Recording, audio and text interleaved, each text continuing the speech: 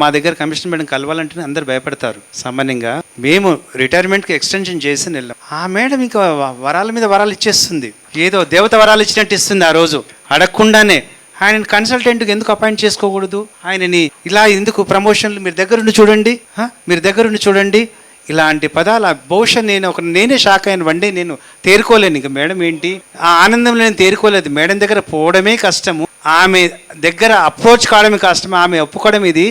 ఆమె అలా వచ్చేసరికి నేను కొంచెం దాంట్లోకి అవుట్కమ్ నుంచి రాలేదు. ఎక్కడ పోయినా ఒక బ్లెస్సింగ్స్ ఉన్నాయి, ఏంటో godly blessings, divine blessings. Real I'm blissful.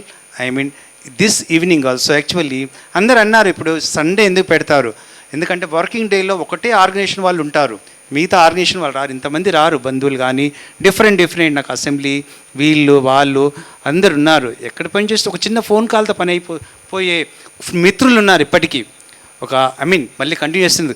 Chief secretary దగ్గరికి 2 నిమిషాలు ఒక కార్డు పంపిస్తే చీఫ్ సెక్రటరీ నాకు అపాయింట్మెంట్ ఇచ్చేది. ఆ మూమెంట్లో ఓ చీఫ్ సెక్రటరీ దగ్గరికి పోయి, జోషి దగ్గరికి పోయి కూర్చొని, please SIT, I will get my steno and I will sign here, you take that. That was in events, incidents that I experienced in my life.